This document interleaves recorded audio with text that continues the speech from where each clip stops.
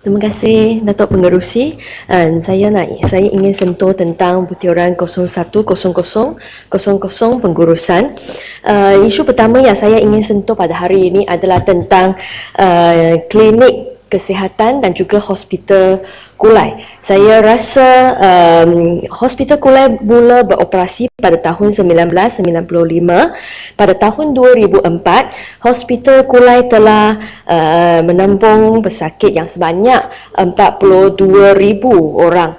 Pada tahun 2014, tahun yang lalu, pesakit yang dijaga oleh hospital Kulai telah meningkat ke 100,000 orang. Jadi memang ini sudah menjadi satu bottleneck. Memang katil hospital pun tak cukup, doktor pun tak cukup, jururawat ini pun semua ini pun tak cukup. Jadi saya memang harap bahawa Kementerian Kesihatan, Menteri Kesihatan bolehlah mempertimbangkan permintaan saya untuk menaik taraf hospital Kulai supaya boleh memberi perkhidmatan yang lebih baik kepada penduduk-penduduk di kawasan Kulai. Selain daripada itu, saya rasa klinik kesihatan di kawasan Kulai juga tak berapa cukup. Sekarang Kulai ada 2 buah klinik kesihatan, tetapi penduduk Kulai, di kawasan daerah Kulai adalah sebanyak 260,000 orang. Tetapi di seluruh Johor, kita ada 97 buah klinik dan jumlah penduduk di Johor adalah sebanyak 3.5 juta orang.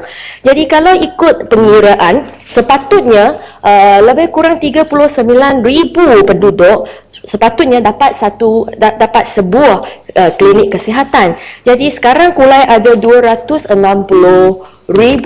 orang penduduk, sepatutnya kita ada lebih kurang 6-7 buah klinik kesihatan. Saya tidak meminta Kementerian Kesihatan untuk membina begitu ramai untuk Kulai, tetapi saya haraplah pada tempoh masa yang akan datang ini sekurang-kurangnya kita bolehlah meningkat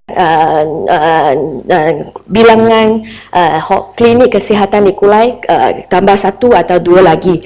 Selain daripada itu, saya juga nak sentuh tentang isu pakaian, kod etika pakaian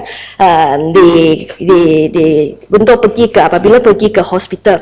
Saya rasa yang berhormat penggerang, iaitu Menteri di Jabatan Perdana Menteri, dalam sebuah jawapan beliau yang bertarikh 4 hari bulan November, beliau telah menyatakan bahawa pada ketika ini tiada kod etika pakaian yang khusus untuk orang awam yang berurusan dengan pejabat kerajaan. Hanya penjawat awam tertakluk kepada etika berpakaian yang dikeluarkan dari semasa ke semasa.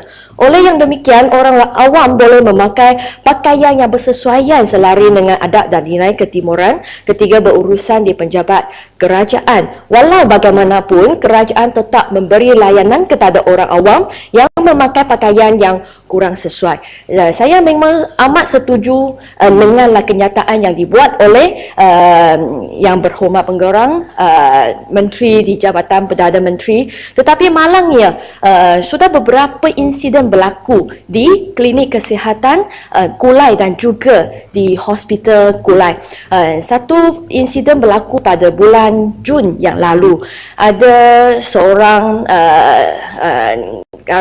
perempuan demam pergi ke klinik kesihatan di Saling, tetapi oleh sebab beliau pakai seluar pendek, beliau diminta untuk balik rumah, tukar pakaian dulu, barulah balik ke klinik untuk mendapat rawatan. Dan pada bulan November, awal November ini juga ada berlaku satu insiden di mana seorang ibu bawa anaknya yang hanyalah berumur 1 tahun lebih.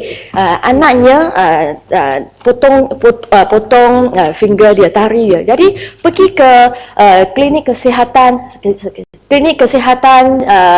Saling, klinik kesihatan Indapura, dan selepas semua tak dapat memberi lawatan kepada dia kerana dia berpakaian seluar pendek. Akhirnya pergi ke bahagian kecemasan di hospital Kulai, juga diminta bahawa pakai sarung untuk tutup kaki dia.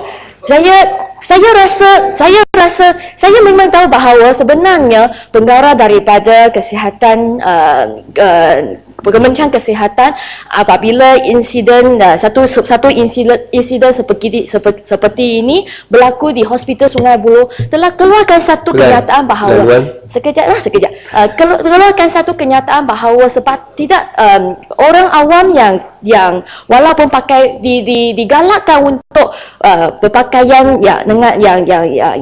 yang bersesuaian, tetapi kalau mereka tidak berpakaian bersesuaian, mereka masih dibenarkan untuk masuk ke hospital. Tetapi saya rasa masalah ini berulang-ulang kali berlaku. Jadi saya harap, saya mintalah perhatian daripada menteri supaya mungkin boleh keluar satu memo kepada semua klinik dan juga hospital kerajaan untuk memastikan bahawa kesihatan pesakit-pesakit ataupun orang awam ini adalah terjaga. Ya, sila. Terima kasih Kulai, terima kasih Datuk Seri Yang Dipertua. Saya tertarik dengan apa yang diterangkan oleh Kulai tadi tentang etika pakaian, dan sebagaimana yang Kulai beritahu awal-awal tadi bahawa kita sebagai ketimuran, kita menjaga adab-adab ketimuran kita. Jadi soalan saya, kalau kita pakai seluar pendek, perempuan pakai seluar pendek, adakah itu menandakan ia sifat-sifat ketimuran? Dan kalau tidak, itu adalah sifat kebaratan yang tidak senonoh di kalangan masyarakat. Kalau pergi ke hospital, di tempat awam atau di mana-mana pun, dia akan menarik perhatian dan menunjukkan bahawa di sana tu dia tidak menjaga adab-adab ketimuran. Bagaimana pendapat Kulai? Sebenarnya saya rasa siapa yang cakap bahawa adab ketimuran tak boleh berpakaian seluar yang pendek? Saya rasa kita negara tropika. Kita negara tropika. Di kampung saya, di kawasan saya, ramai orang yang keluar dengan seluar yang pendek. Jadi siapa yang cakap bahawa ini pakai seluar pendek keluar untuk makan, untuk pergi ke shopping, ini bukan satu ada ketimuran. Itu saya yang tak faham. Saya faham bahawa di masyarakat kita, sekejap. Saya faham bahawa dalam masyarakat kita ada pelbagai budaya dan adab. Tetapi kita perlu saling menghormati. Kita tidak boleh cakap bahawa oleh sebab ini adalah satu adab untuk kaum Muslim untuk tutup aurat. Jadi semua orang perlulah tutup aurat di tempat awam. Saya rasa ini yang saya nak stresskan di sini, dan terutamanya apabila kita cakap tentang pesakit-pesakit yang minta rawatan di hospital, adakah berpakaian sesuai lebih penting ataupun kesihatan orang ramai ini lebih penting? Ya. Terima kasih Kulai. Terima kasih Tok Pengerusi. Saya dah kerja jadi doktor dekat 30 tahun. Saya tak pernah lagi tengok dalam keadaan kecemasan ni orang tanya aurat. Dalam keadaan kecemasan ni, orang jari putus, orang tak tanya ni aurat tutup atau tak tutup. Saya tak pernah dengar. Saya tak tahu ada sejauh mana kebenaran yang kalau itu daripada hospital kerajaan, sejauh mana kebenaran. Dan kalau ada kebenaran, kita nak tahu detail lah. Doktor mana yang cakap macam ni? Dalam keadaan kecemasan, orang tak tanya dah aurat ke tak aurat. Apa yang ada je lah, kecemasan ni, jari putus. Okay. Laluan sikit. Ya, Pasir Gudang. Terima kasih Speaker, terima kasih Kulai. Saya nak beri sedikit persoalan kepada Kulai. Sama ada Kulai setuju tak dengan keadaan ini? Kulai, begini Kulai, ada ketikanya dalam waktu sekarang ni kita banyak sibuk dengan satu permasalahan sexual harassment. Dengan izin, andailah kata dengan berpakaian yang seluar pendek ni, saya biasa nampak seluar yang sangat pendek lah.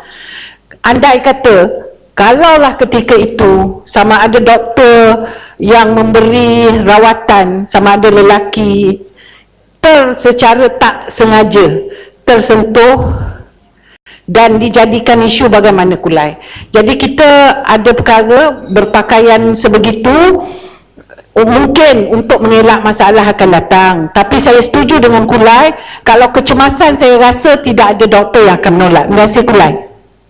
Terima kasih. Yang Mat, boleh habiskan yang Masa pun tak cukup. Saya nak streskan, saya nak tegaskan di sini, insiden ini juga sudah dilaporkan kepada pengarah Hospital Kulai. Jadi kalau nak butiran saya boleh kasih nantilah kerana sekarang nak jimatkan masa. Saya nak cakap di sini bahawa bukan doktor yang tanya kenapa tidak berpakaian sopan, tetapi adalah jururawat. Jadi saya pun tak mahu sebut nama di sini kerana di sini saya bukan nak tunjuk jari, tetapi yang lebih penting adalah saya nak hantarkan mesej ini. Ya, kita boleh cakap bahawa kita boleh menggalak orang ramai untuk berpakaian sopan, tetapi kesihatan seseorang pesakit itu adalah lebih penting. Isu yang disebut oleh Pasir Gudang saya rasa senang untuk diatasi kerana di hospital bukan sahaja seorang doktor dengan pesakit itu, kita ada jururawat lagi. Jadi saya kalau berpakaian sopan, kalau ini nak jadi satu isu pun akan berlaku lagi. Jadi saya rasa tak perlulah kita cakap oleh sebab kita nak mengelakkan situasi sexual harassment itu atau bagaimana, jadi kita paksa semua itu pelawat ke ataupun pesakit untuk berpakaian sopan. Dan akhirnya saya hanya nak sentuh sikit tentang laporan Ketua Audit Negara tahun 2014 yang baru dibentangkan di Parlimen ini. Saya rasa dalam laporan ini telah sentuh tentang projek naik taraf Hospital Batu Pahat, di mana penemuan audit ini menyatakan mendapati bahawa pelantikan kontraktor yang tidak berpengalaman menjejaskan tempoh penyiapan projek dan kualiti pembinaan. Bukan itu sahaja, apabila projek naik taraf ini disiapkan, ada lift pesakit yang saiz dan ruang liftnya tidak sesuai, katil pesakit tidak boleh masuk. Jadi saya rasa apabila saya baca laporan ini, saya rasa cukup menyakitkan hati. Jadi saya nak tahu apa itu status sekarang dan bagaimana Kementerian Kesihatan akan memastikan bahawa insiden yang disebut dalam laporan Ketua Audit ini tidak akan berlaku lagi. Pada akhirnya saya nak di sini merakamkan ucapan terima kasih saya kepada Datuk Menteri kerana minggu yang lalu ayah saya masuk hospital dan dapatlah bantuan daripada Datuk Menteri. Jadi di sini saya hanya nak ambil peluang ini untuk merakamkan ribuan terima kasih saya. Terima kasih Datuk Pengerusi. Ramai doktor bangun kiri kanan. Apalah si jemput Yang Hormat Kota Semarang.